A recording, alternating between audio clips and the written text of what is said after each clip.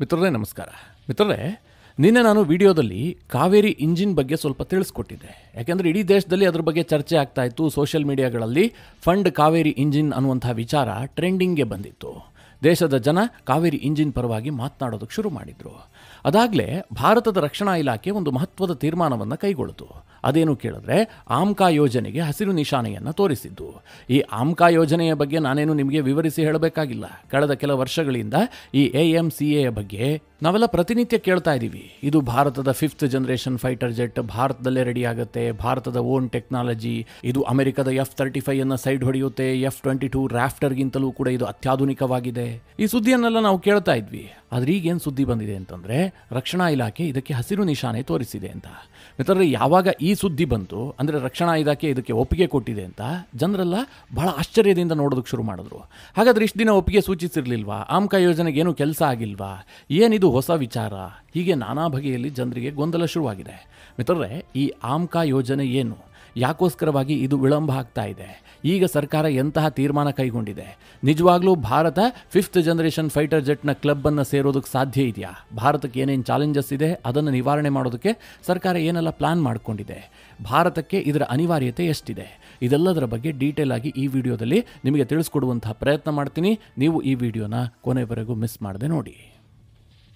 AMCA ಅಥವಾ ಆಮ್ಕಾ, ಇದರ full form ಏನು ಕೇಳಿದ್ರೆ ಅಡ್ವಾನ್ಸ್ಡ್ ಮೀಡಿಯಂ ಕಾಂಬ್ಯಾಕ್ಟ್ ಏರ್ಕ್ರಾಫ್ಟ್.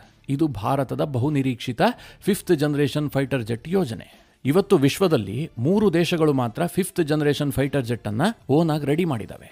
ಅನೇಕ ದೇಶಗಳ ಬಳಿಯಲ್ಲಿ 5th ಜನರೇಷನ್ ಫೈಟರ್ ಜೆಟ್ಗಳಿದ್ದಾವೆ, ಯಾಕೆಂದ್ರೆ ಅವರೆಲ್ಲ ಖರೀದಿ ಮಾಡಿದ್ದು. ಆದರೆ ಸಿದ್ಧಪಡಿಸುವಂತಹ ಸಾಮರ್ಥ್ಯ ಇರುವಂತಹದ್ದು ಕೇವಲ 3 ದೇಶಗಳಿಗೆ ಮಾತ್ರ. ಒಂದು ಅಮೆರಿಕ, ಎರಡನೇದಾಗಿ ರಷ್ಯಾ, ಮೂರನೇದಾಗಿ ಚೈನಾ. ಈ 3 ದೇಶಗಳು ತಮ್ಮದೇ ಆದಂತಹ 5th ಜನರೇಷನ್ ಫೈಟರ್ ಜೆಟ್ಗಳನ್ನು ರೆಡಿ ಮಾಡಿ ಇಟ್ಕೊಂಡಿದ್ದಾವೆ. ಭಾರತ ಏನಾದರೂ ಆಮ್ಕಾ ಯೋಜನೆಯನ್ನ ಕಂಪ್ಲೀಟ್ ಮಾಡಿ 5th ಜನರೇಷನ್ ಫೈಟರ್ ಜೆಟ್ ಅನ್ನ ತಯಾರು ಮಾಡಿದ್ದೆ ಆದ್ರೆ ನಾವು 4ನೇ ದೇಶ ಆಗ್ತೀವಿ. ಆದರೆ ಮಿತ್ರರೇ, 4ನೇ ದೇಶ ಆಗುವಂಥದ್ದು ಸ್ವಲ್ಪ ಕಷ್ಟ ಇದೆ.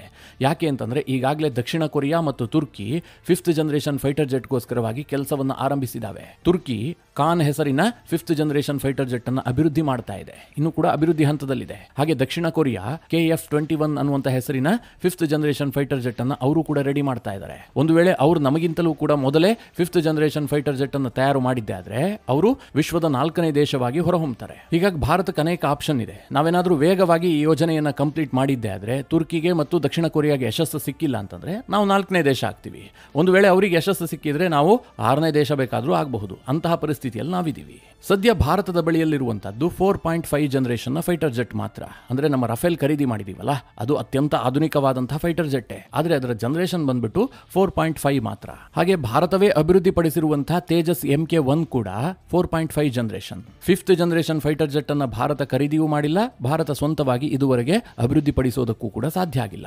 ಹೀಗಾಗಿ ಭಾರತ ಹಲವು ವರ್ಷಗಳಿಂದ ಈ ಆಮ್ಕಾ ಯೋಜನೆಯ ಬಗ್ಗೆ ತಲೆ ಕೆಡಿಸ್ಕೊಂಡಿತ್ತು. ಅದಕ್ಕೋಸ್ಕರವಾಗಿ ಅನೇಕ ರೀತಿಯಲ್ಲಿ ಕೆಲಸ ಮಾಡ್ತಾ ಇತ್ತು. ಈಗ ರಕ್ಷಣಾ ಸಚಿವರು ಏನ್ ಮಾಡಿದ್ದಾರೆ ಅಂತಂದ್ರೆ ಆ ಯೋಜನೆಗೆ ಅನುಮೋದನೆಯನ್ನು ಕೊಟ್ಟಿದ್ದಾರೆ. ಇದಕ್ಕೋಸ್ಕರವಾಗಿ ರಕ್ಷಣಾ ಸಚಿವಾಲಯ 15,000 ಕೋಟಿಯ ಬಜೆಟ್ ಅನ್ನು ಕೂಡ ಇಟ್ಟಿದೆ. ಅಂದ್ರೆ ನಮ್ಮ ದೇಶದಲ್ಲೇ 5th ಜನರೇಷನ್ ಫೈಟರ್ ಜೆಟ್ ಅನ್ನು ನಾವು ತಯಾರು ಮಾಡೋದಕ್ಕೆ 15,000 ಕೋಟಿಯನ್ನ ಮೀಸಲಿಟ್ಟಿದ್ದೀವಿ. ಇದನ್ನೆಲ್ಲ ಹೇಳದಂತಹ ಸಂದರ್ಭದಲ್ಲಿ ಎಲ್ಲರಿಗೂ ಕೂಡ ಒಂದು ಪ್ರಶ್ನೆ ಬರ್ತಾ ಇರಬಹುದು, ಏನಿದು ಜನರೇಷನ್? ನಾವು ಪದೇ ಪದೇ ಕೇಳ್ತಾ ಇದ್ದೀವಿ, 3rd generation, 4th generation, 5th generation. ಇದರಲ್ಲಿ ಏನು ವ್ಯತ್ಯಾಸ ಇರುತ್ತೆ? ಜನರೇಷನ್ ಟು ಜನರೇಷನ್ ಏನು ತೀರಾ ವ್ಯತ್ಯಾಸಗಳಿರ್ತವ? ಹೀಗೆ ಅನೇಕರಿಗೆ ಕೆಲ ಗೊಂದಲಗಳಿರಬಹುದು. ಅದ್ರ ಬಗ್ಗೆ ನಿಮಗೆ ಚಿಕ್ಕದಾಗಿ ಹೇಳ್ಬಿಡ್ತೀನಿ. ಮಿತ್ರರೇ, ಈ ಜನರೇಷನ್ ಅಂತಂದ್ರೆ ಬೇರೆ ಏನೂ ಅಲ್ಲ, ಹೊಸದಾದಂತಹ ಎಷ್ಟು ಟೆಕ್ನಾಲಜಿಯನ್ನ ಅದರಲ್ಲಿ ಅಳವಡಿಸಲಾಗಿದೆ ಅನ್ನೋದ್ರ ಮೇಲೆ ಅದರ ಜನರೇಷನ್ ನಿರ್ಧಾರ ಆಗುತ್ತೆ. ನೀವು ಹಳೆಯ ಟೆಕ್ನಾಲಜಿಗಳನ್ನೇ ಬಳಸಿಕೊಂಡು ಫೈಟರ್ ಜೆಟ್ಗಳನ್ನು ರೆಡಿ ಮಾಡಿದ್ರೆ ಅದು ಹಳೆಯ ಟೆಕ್ನಾಲಜಿಯ ಫೈಟರ್ ಜೆಟ್ ಆಗುತ್ತೆ. ಸಹಜವಾಗಿ ಅದು 4th ಜನರೇಷನ್ ಆಗುತ್ತೆ ಅಥವಾ 4.5 ಜನರೇಷನ್ ನ ಏರ್ಕ್ರಾಫ್ಟ್ ಆಗುತ್ತೆ. ಅದೇ ನೀವು ಅಡ್ವಾನ್ಸ್ಡ್ ಆದಂತಹ ಹೆಚ್ಚು ಹೊಸ ಟೆಕ್ನಾಲಜಿಗಳನ್ನು ಅಳವಡಿಸಿಕೊಂಡು ಫೈಟರ್ ಜೆಟ್ ಅನ್ನು ರೆಡಿ ಮಾಡಿದ್ರೆ ಅದು 5th ಜನರೇಷನ್ ಫೈಟರ್ ಜೆಟ್ ಆಗುತ್ತೆ. 5th ಜನರೇಷನ್ ನಲ್ಲಿರುವಂತಹ ಕಾಮನ್ ಫೀಚರ್ ಏನು ಕೇಳಿದ್ರೆ ಸ್ಟೆಲ್ತ್ ಸಾಮರ್ಥ್ಯ. ಈ 4th ಜನರೇಷನ್ ಇರಬಹುದು ಅಥವಾ 4.5 ಜನರೇಷನ್ ನ ಫೈಟರ್ ಜೆಟ್ಗಳಿರಬಹುದು, ಇವುಗಳಿಗೆ ಸ್ಟೆಲ್ತ್ ಸಾಮರ್ಥ್ಯ ಇಲ್ಲ. ಈ ಸ್ಟೆಲ್ತ್ ಸಾಮರ್ಥ್ಯ ಏನು ಅಂತ ನೀವು ತಿಳಿದುಕೊಳ್ಳದೇ ಇದ್ರೆ ಮುಂದೆ ನಾನು ಹೇಳುವಂತದ್ದು ಅರ್ಥ ಆಗೋದಿಲ್ಲ. ಹೀಗಾಗಿ ಸ್ಟೆಲ್ತ್ ಬಗ್ಗೆ ನಿಮಗೆ ಚಿಕ್ಕದಾಗಿ ಹೇಳ್ಬಿಡ್ತೀನಿ. ಇವತ್ತು ಎಲ್ಲಾ ದೇಶಗಳು ಕೂಡ ಅತ್ಯಾಧುನಿಕವಾದಂತಹ ರೆಡಾರ್ಗಳನ್ನು ಹೊಂದಿದ್ದಾವೆ. ಅದು ಚೈನಾ ಬಳಿಯಲ್ಲೂ ಇದೆ, ರಷ್ಯಾ ಬಳಿಯಲ್ಲಿದೆ, ಅಮೆರಿಕ, ಭಾರತ, ಟರ್ಕಿ, ಪಾಕಿಸ್ತಾನ, ಹೀಗೆ ಎಲ್ಲ ದೇಶಗಳು ಕೂಡ ತನ್ನದೇ ಆದಂತಹ ರೆಡಾರ್ ಸಿಸ್ಟಮ್ಗಳನ್ನು ಇಟ್ಕೊಂಡಿರ್ತವೆ. ಈ ರೆಡಾರ್ಗಳ ಕೆಲಸ ಏನು? ಯಾವುದಾದ್ರೂ ಶತ್ರು ದೇಶದ ಫೈಟರ್ ಜೆಟ್ಗಳಾಗ್ಲಿ, ಡ್ರೋನ್ಗಳಾಗ್ಲಿ ಅಥವಾ ಮಿಸೈಲ್ಗಳಾಗ್ಲಿ, ಇವುಗಳಲ್ಲಿ ಯಾವುದಾದ್ರೂ ತಮ್ಮ ವಾಯು ಪ್ರದೇಶವನ್ನು ಪ್ರವೇಶ ಮಾಡ್ತಿದ್ದ ಹಾಗೆ ರೆಡಾರ್ಗಳು ಅದನ್ನ ಡಿಟೆಕ್ಟ್ ಮಾಡ್ತವೆ. ಅದರ ಗಾತ್ರ, ವೇಗ, ಡಿಜಿಟಲ್ ಸೈನ್ ಇದೆಲ್ಲದರ ಆಧಾರದ ಮೇಲೆ ಅದು ಮಿಸೈಲ್, ಫೈಟರ್ ಜೆಟ್ ಆಗಿದ್ರೆ ಅದು ಯಾವ ಮಾದರಿಯ ಫೈಟರ್ ಜೆಟ್, ಡ್ರೋನಾ ಅಥವಾ ಡ್ರೋನ್ ಆಗಿದ್ರೆ ಅದು ಯಾವ ಮಾದರಿಯ ಡ್ರೋನ್, ಇದೆಲ್ಲದನ್ನು ಕಂಡು ಹಿಡಿಯಬಲ್ಲಂತಹ ಅತ್ಯಾಧುನಿಕವಾದಂತಹ ಏರ್ ಡಿಫೆನ್ಸ್ ಸಿಸ್ಟಮ್ ಇದೆ, ರೆಡಾರ್ ಇದೆ. ಉದಾಹರಣೆಗೆ ಹೇಳಬೇಕು ಅಂತಂದ್ರೆ ಮೊನ್ನೆ ತಾನೇ ನಾವು S-400 ಬಗ್ಗೆ ಬಹಳ ಚರ್ಚೆ ಮಾಡಿದ್ವಿ, ಭಾರತದ ಆಕಾಶ್ ಮಿಸೈಲ್ ಡಿಫೆನ್ಸ್ ಸಿಸ್ಟಮ್ ಬಗ್ಗೆ ಚರ್ಚೆ ಮಾಡಿದ್ವಿ, ಬರಾಕ್ 8 ಬಗ್ಗೆ ಚರ್ಚೆ ಮಾಡಿದ್ವಿ. ಇವೆಲ್ಲವೂ ಕೂಡ ಭಾರತದ ಬಳಿಯಲ್ಲಿರುವಂತಹ ಅತ್ಯಂತ ಆಧುನಿಕವಾದಂತಹ ಏರ್ ಡಿಫೆನ್ಸ್ ಸಿಸ್ಟಮ್ಗಳು. ಒಂದು ವೇಳೆ ಪಾಕಿಸ್ತಾನ F-16 ಅನ್ನೋ ಅಥವಾ JF-17 ಥಂಡರ್ ಅನ್ನೋ ಭಾರತದ ಒಳಗೆ ತರ್ತಿದ್ದಂತೆ ಭಾರತಕ್ಕೆ ಗೊತ್ತಾಗ್ಬಿಡುತ್ತೆ, ಇಂತಹದೇ ಯುದ್ಧ ವಿಮಾನ ಬರ್ತಾ ಇದೆ, ಇಂತಲ್ಲೇ ಬಂದಿದೆ, ಈ ಮಾಹಿತಿ ಏರ್ ಡಿಫೆನ್ಸ್ ಸಿಸ್ಟಮ್ಗೆ ಸಿಗುತ್ತೆ. ತಕ್ಷಣ ಅದನ್ನ ಇಂಟರ್ಸೆಪ್ಟ್ ಮಾಡೋದಕ್ಕೂ ಕೂಡ ಅದು ಯತ್ನ ಮಾಡುತ್ತೆ. 100% ಇಂಟರ್ಸೆಪ್ಟ್ ಕೂಡ ಆಗುತ್ತೆ. ಯಾಕೆ ಕೇಳಿದ್ರೆ ಆ ಎಲ್ಲ ಯುದ್ಧ ವಿಮಾನಗಳು ಕೂಡ 4th ಅಥವಾ 4.5 ಜನರೇಷನ್ ನ ಯುದ್ಧ ವಿಮಾನಗಳು. ಅವುಗಳಿಗೆ ಸ್ಟೆಲ್ತ್ ಸಾಮರ್ಥ್ಯ ಇಲ್ಲ. ಅದೇ ಒಂದು ವೇಳೆ ಪಾಕಿಸ್ತಾನ ಏನಾದ್ರೂ F-16 ಬದಲಾಗಿ ಅಮೆರಿಕದ F-35 ಯುದ್ಧ ವಿಮಾನವನ್ನು ಬಳಸಿದ್ದೇ ಆಗಿದ್ರೆ ಭಾರತದ S-400 ಕೂಡ ಅದನ್ನ ಡಿಟೆಕ್ಟ್ ಮಾಡೋದಕ್ಕೆ ಸಾಧ್ಯ ಆಗ್ತಾ ಇರಲಿಲ್ಲ. ಕಾರಣ ಏನು ಕೇಳಿದ್ರೆ ಅದರಲ್ಲಿ ಸ್ಟೆಲ್ತ್ ಸಾಮರ್ಥ್ಯ ಇದೆ. ಹಾಗಾದ್ರೆ ಈ ಸ್ಟೆಲ್ತ್ ಅಂದ್ರೇನು? ಶತ್ರು ಪಡೆಯ ರೆಡಾರ್ಗಳಿಗೆ ಚಳ್ಳೆ ಹಣ್ಣು ತಿನ್ನಿಸುವಂತಹ ಒಂದು ವ್ಯವಸ್ಥೆ. ಇದು 5th ಜನರೇಷನ್ ಫೈಟರ್ ಜೆಟ್ಗಳಲ್ಲಿ ಮಾತ್ರ ಕಾಣೋದಕ್ಕೆ ಸಿಗುತ್ತೆ. ಈ 5th ಜನರೇಷನ್ ಫೈಟರ್ ಜೆಟ್ಗಳಿದಾವಲ್ಲ, ಇವುಗಳಲ್ಲಿ ಎಲ್ಲೂ ಕೂಡ ನಿಮಗೆ ಶಸ್ತ್ರಾಸ್ತ್ರಗಳು ಕಾಣಿಸೋದಿಲ್ಲ. ಅಂದ್ರೆ ಅದಕ್ಕೆ ಯಾವ ಮಿಸೈಲ್ಗಳನ್ನು ಅಳವಡಿಸಲಾಗಿದೆ, ಹೊರಗಡೆಯಿಂದ ಏನೂ ಕಾಣೋದಿಲ್ಲ. ಒಂದು ನಟ್ಟು ಬೋಲ್ಟು ಕೂಡ ನಿಮಗೆ ಕಾಣೋದಕ್ಕೆ ಸಿಗೋದಿಲ್ಲ. ಬಹಳ ನಯವಾಗಿ ಹೊರಗಡೆಯಿಂದ ನೋಡೋದಕ್ಕೆ ಬಹಳ ಸಾಧವಾಗಿರುತ್ತೆ. ಆ ಫೈಟರ್ ಜೆಟ್ ಕ್ಯಾರಿ ಮಾಡುವಂತಹ ಎಲ್ಲಾ ಮಿಸೈಲ್ಗಳನ್ನು ಕೂಡ ತನ್ನ ಒಡಲಿನಲ್ಲಿ ಇಟ್ಕೊಂಡಿರುತ್ತೆ, ಹೊರಗಡೆಗೆ ತೋರಿಸೋದಿಲ್ಲ. ಹಾಗೆ ಇದಕ್ಕೊಂದು ವಿಶೇಷವಾದಂತಹ ಪೇಂಟಿಂಗ್ ಅನ್ನು ಮಾಡಲಾಗಿರುತ್ತೆ. ಇದು ಶತ್ರು ಪಡೆಯ ರೆಡಾರ್ ಸಿಗ್ನಲ್ಗಳಿರುತ್ತಲ್ಲ, ಇದನ್ನೆಲ್ಲ ನುಂಗ್ಕೊಂಡ್ಬಿಡುತ್ತೆ, ರಿಫ್ಲೆಕ್ಟ್ ಮಾಡೋದಿಲ್ಲ. ಹೀಗಾಗಿ ರೆಡಾರ್ಗೆ ಇಲ್ಲೇನೋ ಫೈಟರ್ ಜೆಟ್ ಬಂದಿದೆ ಅನ್ನುವಂಥದ್ದೇ ಗೊತ್ತಾಗೋದಿಲ್ಲ. ರೆಡಾರ್ ಅನ್ನ ನೋಡ್ತಾ ಇರುವಂತವರಿಗೆ ಒಂದು ಚಿಕ್ಕ ಡಾಟ್ ರೀತಿ ಕಾಣ್ತಾ ಇರುತ್ತೆ. ಅದು ಹಕ್ಕಿಯೋ ಪಕ್ಷಿಯೋ ಏನಿದೆ ಅಲ್ಲಿ ಯಾವುದು ಕೂಡ ಗೊತ್ತಾಗೋದಿಲ್ಲ. ಅದನ್ನ ಗೊತ್ತಾಗಿ ನೀವು ಗುರುತು ಪತ್ತೆ ಹಚ್ಚುವಷ್ಟರಲ್ಲಿ ಅದು ಕೆಲಸ ಮುಗಿಸಿ ಹೊರಟೋಗಿರುತ್ತೆ. ಈ ರೀತಿಯಾಗಿ ಶತ್ರು ಪಡೆಯ ರೆಡಾರ್ಗಳಿಗೆ ಚಳ್ಳೆ ಹಣ್ಣನ್ನ ತಿನ್ನಿಸುವಂತಹ ಸಾಮರ್ಥ್ಯಕ್ಕೆ ಸ್ಟೆಲ್ತ್ ಅಂತ ಕರೆಯಲಾಗುತ್ತೆ. ಇದು 4th ಜನರೇಷನ್ ಆಗಿರಬಹುದು, 4.5 ಜನರೇಷನ್ ಆಗಿರಬಹುದು. ಈ ಯುದ್ಧ ವಿಮಾನಗಳಲ್ಲಿ ಇದು ಕಾಣೋದಕ್ಕೆ ಸಿಗೋದಿಲ್ಲ. ಹೀಗಾಗಿ ನಮ್ಮ ರಫೇಲ್ ಇರಬಹುದು, ನಮ್ಮ ತೇಜಸ್ ಇರಬಹುದು ಅಥವಾ ನಮ್ಮ Su-30 ಇರಬಹುದು, ಈ ಎಲ್ಲ ಯುದ್ಧ ವಿಮಾನಗಳು ಕೂಡ ಶತ್ರು ಪಡೆಯ ರೆಡಾರ್ಗಳಲ್ಲಿ ಡಿಟೆಕ್ಟ್ ಆಗ್ತವೆ. 5th ಜನರೇಷನ್ ಫೈಟರ್ ಜೆಟ್ ನ ಇನ್ನೊಂದು ಗುಣಲಕ್ಷಣ ಏನು ಕೇಳಿದ್ರೆ ಇದು ಟೀಮಿಂಗ್ ನೊಂದಿಗೆ ಕೆಲಸ ಮಾಡುತ್ತೆ. ಅಂದ್ರೆ ಒಂದು ಫೈಟರ್ ಜೆಟ್ ಇರುತ್ತೆ, ಅದರ ಜೊತೆಗೆ ಒಂದು 2 ರಿಂದ 3 ಡ್ರೋನ್ಗಳು ಕೂಡ ಕಾರ್ಯನಿರ್ವಹಿಸ್ತವೆ, ಅನ್ಮ್ಯಾನ್ಡ್ ಏರಿಯಲ್ ವೆಹಿಕಲ್ಗಳು. ಆ ಅನ್ಮ್ಯಾನ್ಡ್ ಏರಿಯಲ್ ವೆಹಿಕಲ್ ಗಳನ್ನ ಆಗಸದಲ್ಲೇ ಲಾಂಚ್ ಮಾಡಿದಂತಹ ಸಂದರ್ಭದಲ್ಲಿ ಈ 5th ಜನರೇಷನ್ ಫೈಟರ್ ಜೆಟ್ ಇದೆಯಲ್ಲ, ಇದು ಮದರ್ ಶಿಪ್ ನಂತೆ ಕೆಲಸ ಮಾಡುತ್ತೆ. ನಿನ್ನೆ ನಾನು ತೇಜಸ್ ಬಗ್ಗೆ ವಿವರಿಸುವಂತಹ ಸಂದರ್ಭದಲ್ಲಿ ನಿಮ್ಗೆ ಹೇಳಿದ್ದೆ, ಭಾರತ ಕೂಡ ಇಂತಹದೊಂದು ಪ್ರಾಜೆಕ್ಟ್ ಅನ್ನ ಕೈಗೆತ್ಕೊಂಡಿದೆ. ಅದಕ್ಕೆ ಕ್ಯಾಟ್ ಅಂತ ಹೆಸರು ಕೊಡಲಾಗಿದೆ.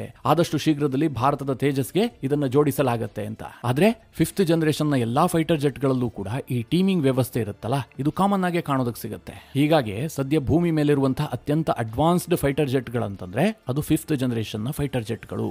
ಇಂತಹ ಫೈಟರ್ ಜೆಟ್ ಗಳನ್ನ ಇಟ್ಕೊಂಡವರು ಸಹಜವಾಗಿ ಏರ್ ಡಾಮಿನೆನ್ಸ್ ಅನ್ನ ಸಾಧಿಸ್ತಾರೆ ಅಂತ ಇಡೀ ವಿಶ್ವ ನಂಬಿದೆ. ಹಾಗಾದ್ರೆ ಯಾವ ದೇಶದ 5th ಜನರೇಷನ್ ಫೈಟರ್ ಜೆಟ್ ಸಿಕ್ಕಾಪಟ್ಟೆ ಪವರ್ಫುಲ್ ಅಂತ ಕೇಳಿದ್ರೆ ಯಾರ ಬಳಿಯಲ್ಲೂ ಉತ್ತರ ಇಲ್ಲ. ಅಮೆರಿಕದವರು ನಮ್ಮ ಬಳಿಯಲ್ಲಿರುವಂತಹದ್ದೇ ಸೂಪರ್ ಪವರ್ ಅಂತ ಹೇಳ್ತಾರೆ, F-22 ರಾಫ್ಟರ್ ಅಥವಾ F-35 ಅಂತ. ರಷ್ಯಾದವರನ್ನ ಕೇಳಿದ್ರೆ Su-57 ಗಿಂತಲೂ ಅತ್ಯಾಧುನಿಕವಾದಂತಹ ಫೈಟರ್ ಜೆಟ್ ಇಡೀ ಭೂಮಿ ಮೇಲೆ ಇಲ್ಲ ಅಂತಾರೆ. ಇನ್ನು ಚೈನಾದವ್ರ ಕತೆ ಕೇಳಬೇಕಾ, J-20 ಗಿಂತ ಮಿಗಿಲಾದಂತಹ ಫೈಟರ್ ಜೆಟ್ಟೇ ಇಲ್ಲ ಅಂತಾರೆ, ಅಥವಾ J-35 ಹೆಸರನ್ನ ಹೇಳ್ತಾರೆ. ಆದ್ರೆ ಇವುಗಳೆಲ್ಲೂ ಕೂಡ ಪರಸ್ಪರ ಸ್ಪರ್ಧೆಯನ್ನ ಎದುರಿಸಿಲ್ಲ. ಅಂದ್ರೆ ಅಮೆರಿಕದ F-35 ಮತ್ತು ಚೈನಾದ J-20 ಮುಖಾಮುಖಿಯಾಗಿ ಡಾಗ್ ಫೈಟ್ ಮಾಡಿಲ್ಲ. ಕೇವಲ ಅವರವರು ತಮ್ಮದು ಸೂಪರ್ ಆಗಿದೆ ಅಂತ ಕ್ಲೈಮ್ ಮಾಡ್ತಾ ಇದ್ದಾರೆ ಅಷ್ಟೇ. ಇದಿಷ್ಟು ವಿಶ್ವದಲ್ಲಿರುವಂತಹ 5th ಜನರೇಷನ್ ಫೈಟರ್ ಜೆಟ್ಗಳು ಮತ್ತು ಅದರ ಸ್ಟೆಲ್ತ್ ಸಾಮರ್ಥ್ಯದ ವಿಚಾರವಾದ್ರೆ, ಈಗ ಭಾರತವೂ ಕೂಡ ಆಮ್ಕಾ ಯೋಜನೆಯ ಮೂಲಕ ಅಂತಹದೇ ಫೈಟರ್ ಜೆಟ್ ಅನ್ನು ಅಭಿವೃದ್ಧಿಪಡಿಸೋದಕ್ಕೆ ಹೊರಡ್ತಾ ಇದೆ. ಈ ಬಾರಿಯ ಭಾರತದ ಆಮ್ಕಾ ಯೋಜನೆಯ ವಿಶೇಷತೆ ಏನು ಕೇಳಿದ್ರೆ, ಇಷ್ಟು ದಿನ ನಮ್ಮಲ್ಲಿ ಫೈಟರ್ ಜೆಟ್ ಅನ್ನುವಂಥ ಹೆಸರು ಕೇಳಿದ ತಕ್ಷಣ ಅದು HAL ನಿರ್ಮಾಣ ಮಾಡುತ್ತೆ ಅಂತ ಎಲ್ಲರೂ ಹೇಳ್ತಾ ಇದ್ರು. ಆದ್ರೆ ಈ ಬಾರಿ ಹಾಗಿಲ್ಲ. ಯಾಕೆಂದ್ರೆ ಕೇಂದ್ರ ಸರ್ಕಾರ ಒಂದು ಮಹತ್ವದ ತೀರ್ಮಾನವನ್ನು ಕೈಗೊಂಡಿದೆ. ನಮಗೆ ಒಟ್ಟಾರೆಯಾಗಿ 5th ಜನರೇಷನ್ ಫೈಟರ್ ಜೆಟ್ಗಳು ಬೇಕು, ಅದನ್ನ HAL ನಿರ್ಮಾಣ ಮಾಡಬೇಕು ಅಂತೇನಿಲ್ಲ. ಭಾರತದ ಯಾವುದೇ ಕಂಪನಿ ಬೇಕಾದ್ರೂ ಇದನ್ನು ನಿರ್ಮಾಣ ಮಾಡಲಿ ಅಂತಹ ಒಂದು ಓಪನ್ ಆಫರ್ ಅನ್ನ ಭಾರತ ಸರ್ಕಾರ ಕೊಟ್ಟಿದೆ. ಹೀಗಾಗಿ ಪ್ರೈವೇಟ್ ಕಂಪನಿಗಳೂ ಕೂಡ ಈ ಯೋಜನೆಯಲ್ಲಿ ಭಾಗಿಗಳಾಗ್ತಾ ಇದ್ದಾವೆ. ಯಾರು ಬೆಟರ್ ಡೀಲ್ ಅನ್ನು ಹಿಡ್ಕೊಂಡು ಬರ್ತಾರೋ ಅವರಿಗೆ ಕೇಂದ್ರ ಸರ್ಕಾರ ಈ ಟೆಂಡರ್ ಅನ್ನ ಕೊಡುತ್ತೆ. ಸದ್ಯ ಎಲ್ಲ ಅಂದುಕೊಂಡಂತೆ ಆದ್ರೆ L&T ಮತ್ತು ಟಾಟಾ ಜಂಟಿಯಾಗಿ ಈ ಯೋಜನೆಯನ್ನ ರೂಪಿಸುವಂತಹ ಸಾಧ್ಯತೆಗಳಿದಾವೆ. ಆದ್ರೆ ವಿಪರ್ಯಾಸ ಏನು ಕೇಳಿದ್ರೆ ಈ ಆಮ್ಕಾ ಯೋಜನೆ ರಾತ್ರಿ ಬೆಳಗಾಗುವಷ್ಟರಲ್ಲಿ ಆಗುವಂತಹ ಯೋಜನೆ ಅಲ್ಲ. ಇದಕ್ಕೆ ಸಾಕಷ್ಟು ಸಮಯ ಹಿಡಿಯುತ್ತೆ. ಎಲ್ಲ ಅಂದುಕೊಂಡಂತೆ ಆದ್ರೆ ಕೇಂದ್ರ ಸರ್ಕಾರದ ಟೈಮಿಂಗ್ ಪ್ರಕಾರ 2030 ವೇಳೆಗೆ ಮೊದಲ ಟೆಸ್ಟಿಂಗ್ ಆಮ್ಕಾ ಫೈಟರ್ ಜೆಟ್ ರೆಡಿ ಆಗುತ್ತೆ. ನಂತರ ಅದು 5 ವರ್ಷಗಳ ಕಾಲ ನಿರಂತರ ಪರೀಕ್ಷೆಗಳನ್ನು ಎದುರಿಸಿ 2035 ವೇಳೆಗೆ ಇದರ ಪ್ರೊಡಕ್ಷನ್ ಆರಂಭಗೊಳ್ಳುವಂತಹ ನಿರೀಕ್ಷೆಗಳಿದಾವೆ. ಅಂದ್ರೆ ಆ ರೀತಿಯಾದಂತಹ ಒಂದು ಟೈಮ್ ಟೇಬಲ್ ಅನ್ನು ಹಾಕಿಕೊಳ್ಳಲಾಗಿದೆ. ಈ ವಿಚಾರ ಸ್ವಲ್ಪ ಬೇಸರವನ್ನು ತರಿಸುತ್ತೆ. ಯಾಕೆಂತಂದ್ರೆ ನಾವೀಗ 5th ಜನರೇಷನ್ ಮೇಲೆ ಕೆಲಸ ಮಾಡ್ತಾ ಇದೀವಿ. ಆದ್ರೆ ನಮ್ಮ ಪ್ರಬಲ ಶತ್ರುವಾದಂತಹ ಚೀನಾ ಈಗಾಗಲೇ 6th ಜನರೇಷನ್ ಫೈಟರ್ ಜೆಟ್ ಅನ್ನ ಟೆಸ್ಟ್ ಮಾಡಾಗಿದೆ ಅಂತ ಕ್ಲೈಮ್ ಮಾಡ್ತಾ ಇದೆ. ಅಮೆರಿಕ ಕೂಡ ಹೇಳ್ತಾ ಇದೆ ನಾವು ಕೂಡ 6th ಜನರೇಷನ್ ಫೈಟರ್ ಜೆಟ್ ಅನ್ನ ರೆಡಿ ಮಾಡಿ ಇಟ್ಕೊಂಡಿದೀವಿ ಅಂತ. 2035 ವೇಳೆಗೆ ಚೈನಾ ಮತ್ತು ಅಮೆರಿಕ ಹೇಳಿದ್ದು ಸತ್ಯ ಅಂತಾಗಿದ್ರೆ ಅವರ ಸೇನೆಯಲ್ಲಿ 6th ಜನರೇಷನ್ ಫೈಟರ್ ಜೆಟ್ಗಳು ಕೆಲಸ ಮಾಡೋದಕ್ಕೆ ಶುರು ಮಾಡಿರ್ತವೆ. ಆಗ ನಮ್ಮ ಸೇನೆಗೆ 5th ಜನರೇಷನ್ ಫೈಟರ್ ಜೆಟ್ ಸೇರ್ಕೊಂಡ್ರೆ ಏನ್ ಲಾಭ ಅಂತ ಕೆಲವರು ಪ್ರಶ್ನೆ ಮಾಡ್ತಾ ಇದ್ದಾರೆ. ಆದ್ರೂ ಮಿತ್ರರೇ, ಲಾಭ ಇದೆ.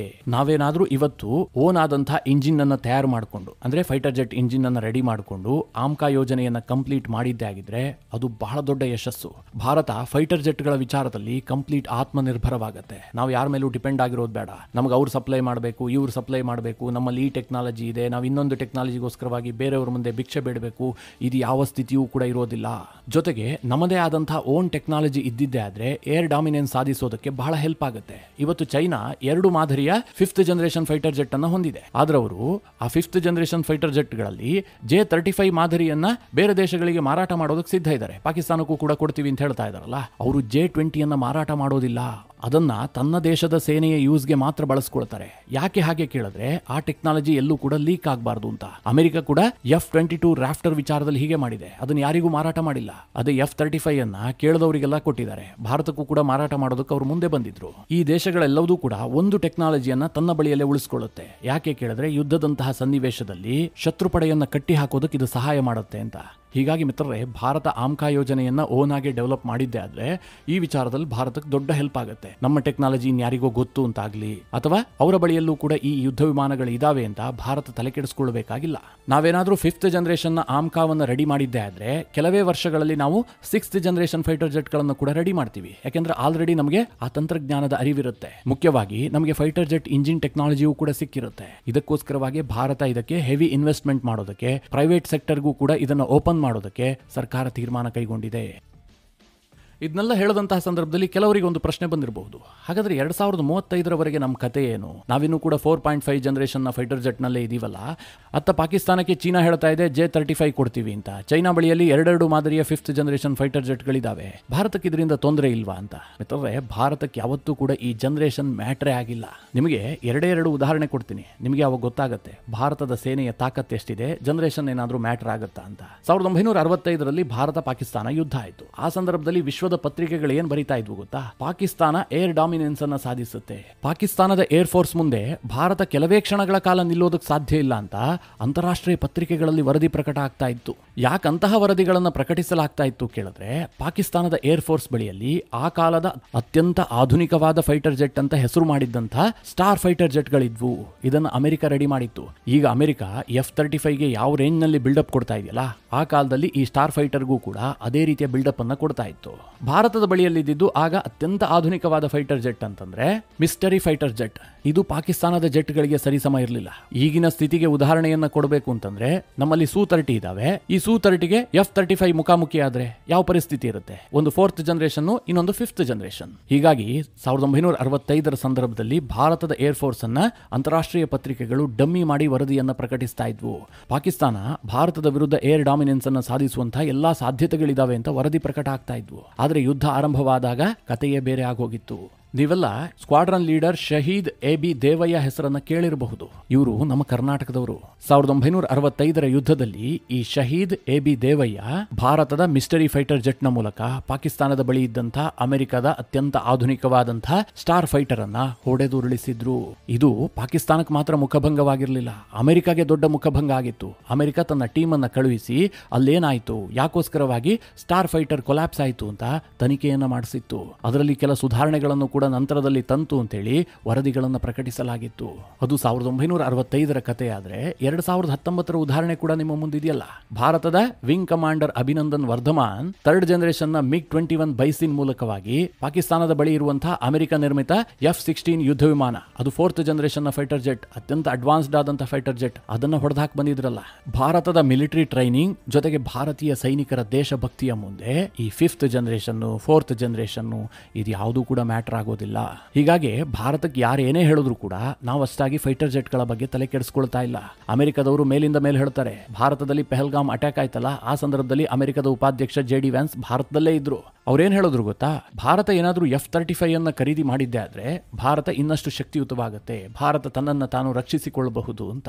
ಭಾರತ ಇಂತಹ ಸ್ಟೇಟ್ಮೆಂಟ್ಗಳನ್ನ ಕಸದ ಬುಟ್ಟಿಗೆ ಎಸೆಯುತ್ತೆ ಹೊರತು ಹೆಚ್ಚಾಗಿ ತಲೆ ಕೆಡಿಸ್ಕೊಳ್ಳೋದಿಲ್ಲ. ನಮ್ಮ ಬಳಿ ಇರುವಂತಹ ಫೈಟರ್ ಜೆಟ್ಗಳು ನಮ್ಮನ್ನ ರಕ್ಷಿಸೋದಕ್ಕೆ ಸಾಮರ್ಥ್ಯವನ್ನ ಹೊಂದಿದಾವೆ. ಯಾಕೆಂದ್ರೆ ಅದನ್ನ ಓಡಿಸುವಂತಹದ್ದು ಇನ್ಯಾವುದೋ ದೇಶದ ಸೇನೆಯ ಪೈಲಟ್ಗಳಲ್ಲ, ಭಾರತೀಯ ಸೇನೆಯ ಪೈಲಟ್ಗಳು. ಅವರ ಬಗ್ಗೆ ನಮ್ಗೆ ಅಷ್ಟು ನಂಬಿಕೆ ಇದೆ. ಅದೇನೇ ಇರಲಿ ಮಿತ್ರರೇ, ಸದ್ಯ ಆಮ್ಕಾ ಯೋಜನೆಗೆ ಭಾರತ ಚಾಲನೆಯನ್ನ ಕೊಟ್ಟಿದೆ. 2035ರ ವೇಳೆಗೆ ಆಮ್ಕಾ ಭಾರತದ ಸೇನೆಯನ್ನ ಸೇರ್ಕೊಳ್ಳುವಂತಹ ಎಲ್ಲ ಸಾಧ್ಯತೆಗಳು ಕೂಡ ಇದೆ. ಅದಕ್ಕೊಂದು ದೊಡ್ಡ ಯಶಸ್ಸು ಸಿಗಲಿ ಅಂತ ಹಾರೈಸ್ತಾ ಈ ವಿಡಿಯೋವನ್ನು ಮುಕ್ತಾಯ ಮಾಡ್ತಾ ಇದ್ದೀನಿ. ಮಿತ್ರರೇ, ಈ ಬಗ್ಗೆ ನಿಮ್ಮ ಅನಿಸಿಕೆ ಅಭಿಪ್ರಾಯಗಳೇನು? ಕಾಮೆಂಟ್ ಮಾಡುವ ಮೂಲಕ ನಮಗೆ ತಿಳಿಸಿ. ಹಾಗೆ ನಿಮಗೆ ಈ ವಿಡಿಯೋ ಇಷ್ಟವಾದರೆ ಲೈಕ್ ಮಾಡಿ. ಜೊತೆಗೆ ನೀವಿನ್ನೂ ನಿಮ್ಮ ನೆಚ್ಚಿನ ಸಂಸ್ಕಾರ ಸೌರಭ ಯೂಟ್ಯೂಬ್ ಚಾನಲ್ನ ಸಬ್ಸ್ಕ್ರೈಬ್ ಮಾಡಿಲ್ಲ ಅಂತಾದರೆ ಈ ಕೂಡಲೇ ಸಬ್ಸ್ಕ್ರೈಬ್ ಮಾಡಿ ಮುಂದಿನ ಎಲ್ಲ ಅಪ್ಡೇಟ್ಗಳ ನೋಟಿಫಿಕೇಶನ್ಗಾಗಿ